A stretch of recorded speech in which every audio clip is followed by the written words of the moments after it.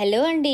ఈరోజు మా కువైట్ వాళ్ళకొచ్చేసి చేపల రైస్ చేస్తున్నా. చేపల రైస్ ఆల్రెడీ చాలా సార్లు చేశాను. కానీ కొత్తగా చూస్తున్న మన వాళ్ళ కోసం అనమాట. కొత్తగా చూస్తుంటారు కదా ఛానల్, వాళ్ళ కోసం ఈరోజైతే రెసిపీ మళ్ళీ చేశాను. అయితే ఇక్కడ చూడండి 5 చేపలు వచ్చేసి రైస్ చేస్తున్నాను. ఒక చేప అయితే కర్రీ చేస్తున్నాను అనమాట.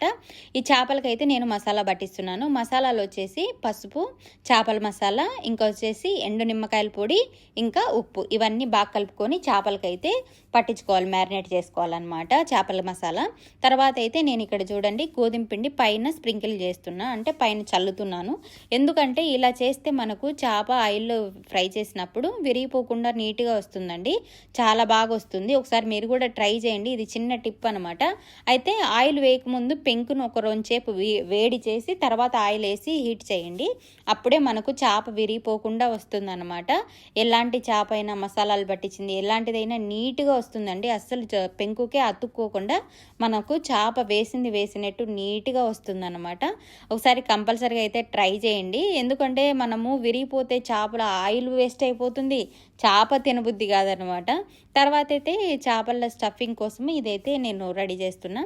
ఆనియన్, ఇంకా వచ్చేసి ఉంటాయి కదా ద్రాక్ష, ఎండు ద్రాక్ష, కొద్దిగా ఉప్పు, కొద్దిగా ఆయిల్. ముందుగా మసాలా పట్టించాము కదా మన చేపలకి, అదే మసాలా ఇక్కడ కూడా వేసాను నేను. కొద్దిగా మిగిలింది కదా, వేస్ట్ కాకుండా నేను ఇక్కడ వేసాను అనమాట స్టఫింగ్లో, ఆనియన్ స్టఫింగ్లో.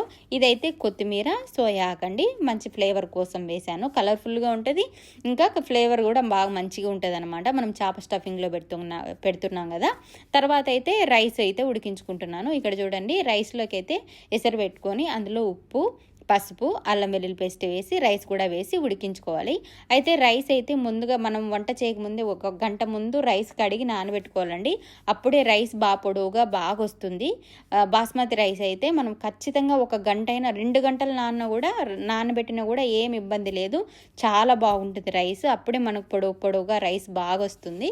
తర్వాత అయితే చెరవలో కొద్దిగా రైస్, అడుగున కొద్దిగా రైస్ వేసి తర్వాత చేపల్లో స్టఫింగ్ పెట్టుకొని మనము చేపలన్నీ ఇలానే స్టఫింగ్ పెట్టుకొని పైన రైస్ వేసి దమ్లో పెట్టేయాలండి. అంతే అండి, చాలా సింపుల్ అండ్ టేస్టీ ముతబ్బక్ షూమ్ అయితే రెడీ అయిపోతుంది.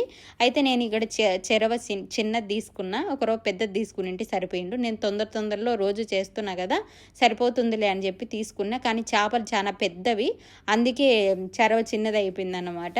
థ్యాంక్ యూ ఫర్ వాచింగ్ అండి. Please support our channel. Rice కూడా మనకైతే అయిపోయింది చూసారా. Thank you.